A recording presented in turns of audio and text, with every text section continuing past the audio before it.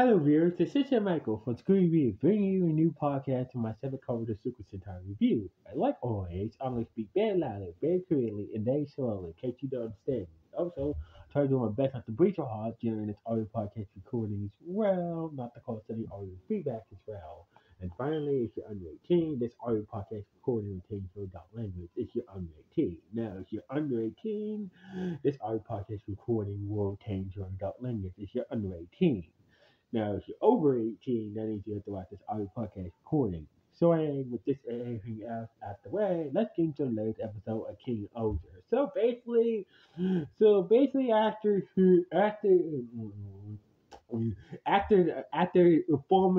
after all six Key Rangers formed an alliance and was now against the Raptors, telling them the power of their king items.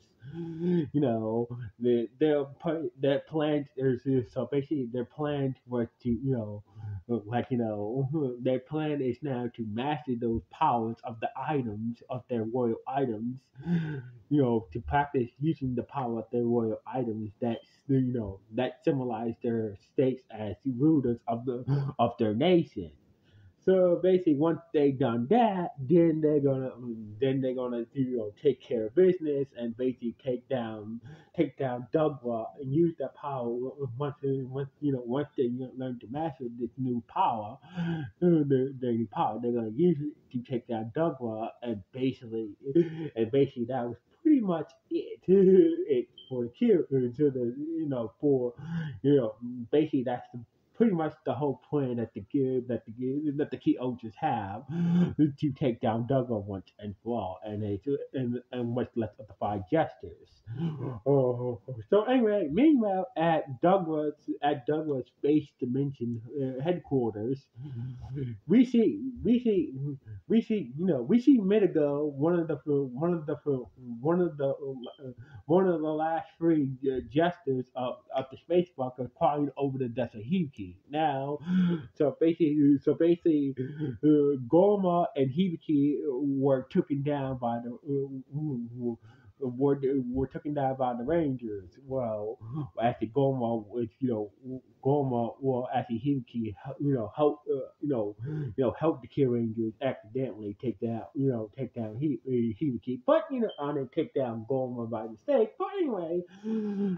But anyway, so basically, Common Jin and seeing like Common Jin was, just sitting there, Minigo was on the floor crying like a baby, and, Doug was in his swing, just swinging, and Brody was just asleep, and basically, and basically, Doug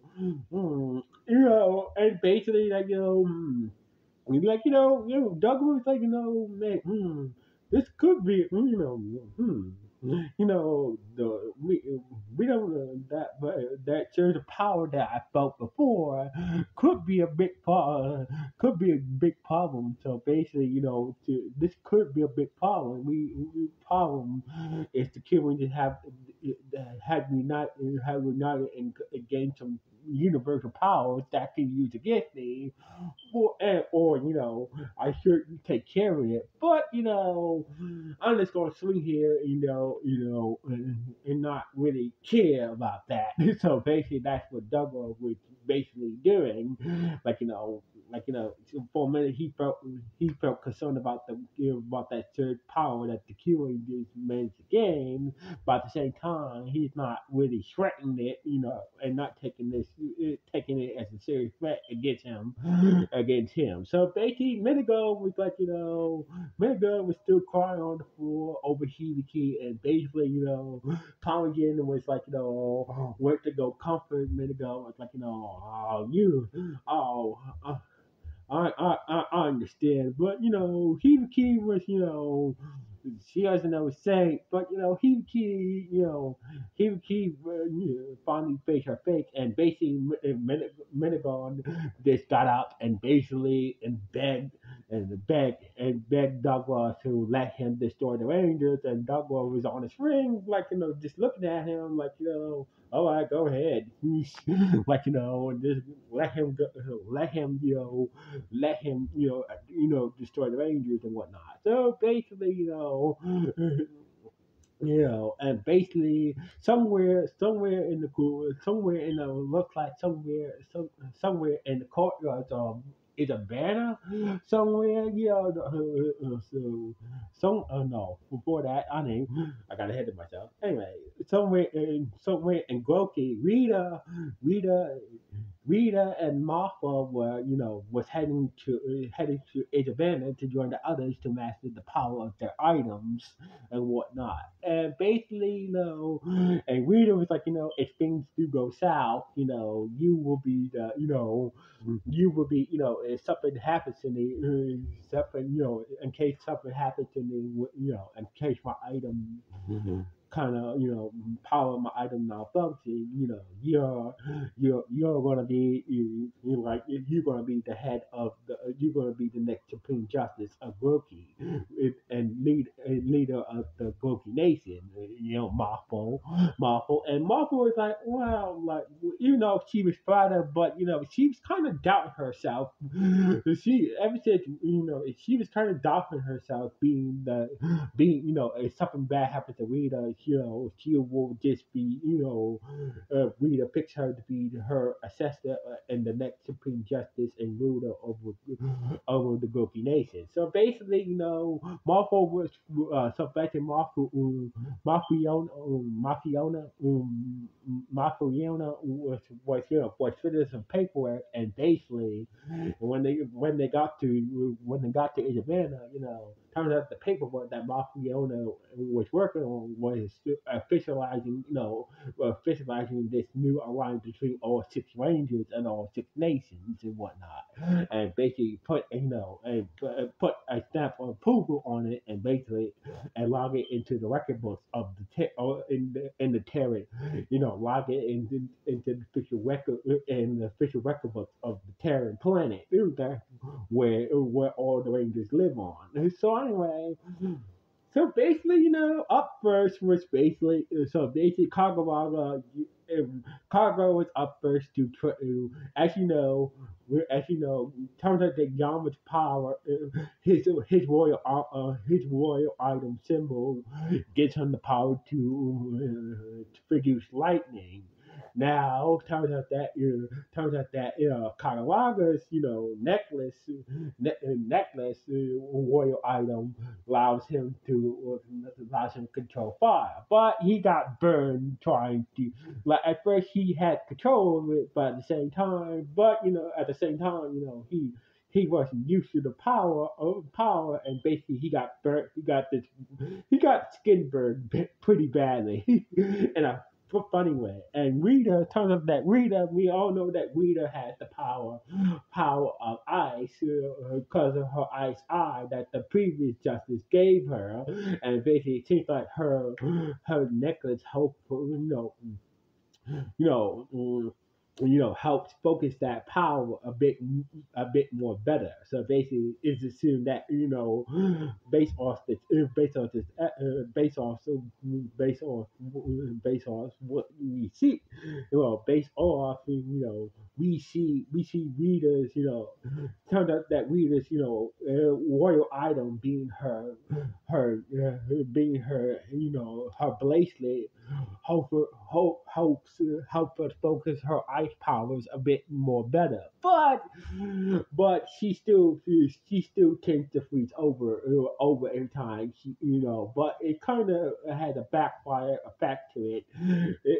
Even though it focused readers' ice powers much better, but at the same time she still frees up every time she used her ice powers. So anyway, after some shenanigans and whatnot, we cut before the Rangers were testing out their iron powers, and and basically, we see Kaguragi on the phone talking to Susan, his sister. He said that you really have to stay. I know you don't really have to stay. You don't have to stay there if you want to. And basically, we're begging Suzuma to come back to Tofu and whatnot. And, you don't really owe rappers anything. So basically, Suzuma was like, no. After seeing what I know that Reckless did. did some, Ratcliffe did some things he is not part of, but his motive was always true. True. Like he did it to make sure that black evil beings like Dugwa, doesn't pick on other things, other people, and other creatures in the universe. So basically, like Tudo was like, no, but I'm not coming home to tofu. So basically, I'm sticking by Raccoon's side. So anyway, we cut to back to Isabana. We cut back to Isabana where we see Kagawa getting his skin burn treated. We see Rita getting herself warmed up after they use their powers and whatnot, backfire against them. So basically, Marco Yona and Susan was there, along with Rackless. So basically, Rackless was in that little cage that Yama made for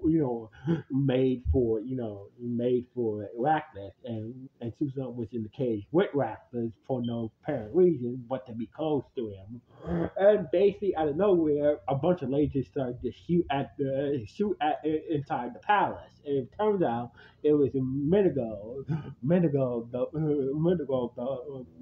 Menigo showed up and started shooting lasers at inside the palace. So basically, Marco, Yona, and Sutama got hit by the lasers and passed out from being hit by the lasers. So basically, the Rangers walked up and basically went to deal with Medigo. So basically, Medigo seemed to have the upper hand, and basically the Rangers was like, what, screw this, let's take them down. So basically, y'all was like, wait a minute, we can't destroy Medigo because we don't know if it could produce another version of, we don't know if he could produce another version Dogwa if we end up destroying him again. Because, as you know, Dogwa used Minico to bring himself back, use Minigo, managed to transfer his mind into Minigo temporarily and use the power of the Kyrie's attacks to to resurrect his body and whatnot. So basically, they're afraid to destroy Minigo. Then he might create another like a duplicate version of if they destroy Minigo, they figured that he might end up making a duplicate of Dogma, and basically they will have another Dogma to deal with. Instead of the original one. So anyway, so basically Minico took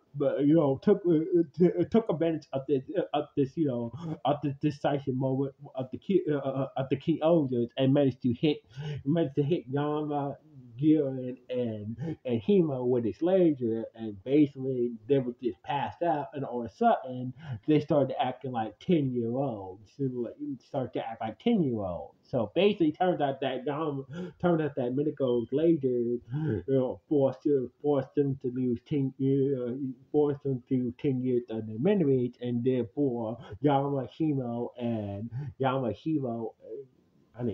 Himo, and Garen thinks they're 10 years old. And basically, and that's when Minigo was like, hey, Dugwall was contacting Dugwall, like, this is our chance, this is our chance, and this is your chance to destroy these Rangers right here, right now. And basically, Dugwa and Duggo just sitting there with Comedy just watching the fight, and Duggo is like, I could destroy them right now, but I don't want to. So basically, he was like, left Medico hanging, and basically Medico could have destroyed them right there, but he decided to ask, he decided to let Dugwell get the opportunity to destroy, Gary, Hemo, and Yama right there. But Dugwell was like, nah, I don't feel like destroying them. And basically, and that's when and that's when Kagawaga and Himo, that's when Kagawaga and Rita, used to attack and send, attack him and send him flying out of Isabana. And basically, dealing with the situation with the things are not bad enough. Hemo asked for Mafiona and Suzuma, they lost 10 years of their memory as well. Because of their memory loss, so basically, Mafiona is not aware of her status of being Rita's, aide, being her aide and assessor of being the next supreme justice of the Goki Nation, and basically Himo lost 10 years of her memory, and therefore she she was not in love. She was not. Basically she lost all the memories of all the time that she's been with Radcliffe, and therefore tried to kill him, trying to get out of marrying him. And basically, after so basically, there was man and basically Garen, and on top of that, Garen, Hino, and Yama were throwing child tantrums. So basically, they had to organize the chaos. So basically, after everybody was settled down, you know, basically, we see Kakaraga and Rita have a conversation. So basically, we can't destroy Medigo. We need to. So basically, we can't destroy Medigo because we don't know if we end up destroying him. He probably might end up making another copy of Douglas. So basically, Rita and Kakaraga said that but we can't destroy him, but we need to defeat him to get the other's memory back. So basically, Jeremy was like, showed up with some handcuffs, some weird fuzzy handcuffs that he had Mafiona, where can managed to get out these handcuffs that Jeremy had on Mafiona, and basically Rita gave a backstory on Mafiona. Turns out that Mafiona turns out her parents were born in the Goki prison system, who were convicts, and therefore she was literally born in prison, and therefore her parents taught her how to pick locks, and therefore helped them to escape. But at the time, like even though, so basically at that, that was overturned because she was misled by her parents and whatnot. But basically, she got herself together, and her and Rita went to law school together and whatnot, blah blah blah. So since this situation is, until we can figure out how to get our friend's memories back, Rita said that Mafiona is I'm not considering Mafiona to be my sister, my heiress, being the next supreme justice of Goki until she get her memory back. So basically, Kagawaka, I want you to take her to Tofu, until her mate comes back. She's no longer my servant or my successor to be the next supreme justice of Goki. So basically, Kagura, help Rita out and whatnot. So anyway, it turns out that Susan wanted a divorce from Blacklist. So basically, Susan went to Rita and Goki to get a divorce from Blacklist. Kaguraga took Mafiona back to Tofu and whatnot, and left Jeremy to take care. Left Jeremy and Ratfish to take care of Garen, Yama, and Hemo, who were acting like 10-year-olds. gain some medical power. So anyway,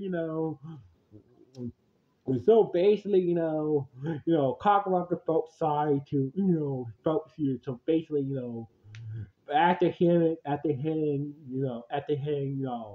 Mafia on the story, he felt sorry to Mafia and tried to help her get her memory back by talking to her about what went down. So basically, and that's when Mafia was like, even though even though I don't really remember what happened, even though I lost 10 years of my memory, you know, I feel like I don't deserve to be Rita's heir to take over of Goku because of my background. After all, like Mafia feels the shade of her background. Basically, her parents, she was born in prison. Her parents were convicts. She helped her parents escape and basically just left her and whatnot. She felt unworthy to be Rita's. Mm, but like she felt unworthy to be Rita's, to be to be Rita's heir and whatnot. As for Suzuma, while she was, talking to Rita to get a divorce from Reckless, she feels like she felt like she was obligated to get a, to be the next Lord of the. She felt like, my brother, I'm married to my brother. It's like, she felt obligated to be the next Lord of Tofu because of her love for her brother and whatnot. So basically, after some good words of encouragement from Kakalaga and Rita, we start, Rita, after hearing Mafiona and Susan out, Rita and Kakura got a better understanding of each other. So basically, like,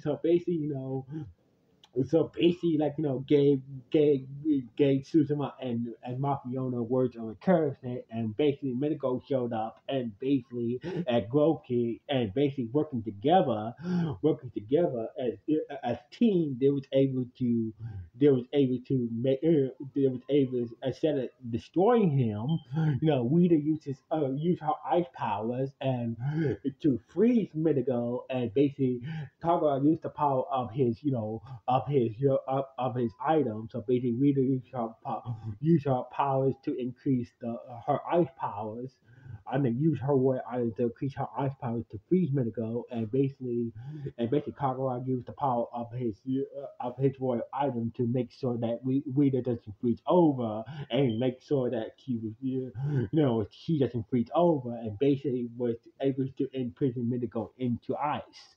So basically, once they did that, everybody got their memory back. So basically, after the virtual occurrence from Rita and Kakalaga, Mafo would say that, I know that I've been the shade of my past. So basically, like, so basically, Mafo was talking to Rita, like, I've been very hesitant of, being your ancestor, being the next, uh, being your ancestor, Rita. So basically, because I know I was just saying it of my past. So basically, but from now on, I will not be ashamed. I won't let my past, you know, you making won't stop me to being the next Supreme Justice of Gorky. If you ever step down, or you ever end up getting killed and whatnot. So basically, Mafiona is more confident now that she does want to be the next. She is confident to be the next Supreme Justice of Gorky and whatnot. As for Suzuma, like, Kagura Kagura told her that it's staying by Raku's side makes you happy. He says, I want you. Don't worry about tofu. So basically, if you want to stay by Raku's side, that I won't stop you. I want you to live your own life.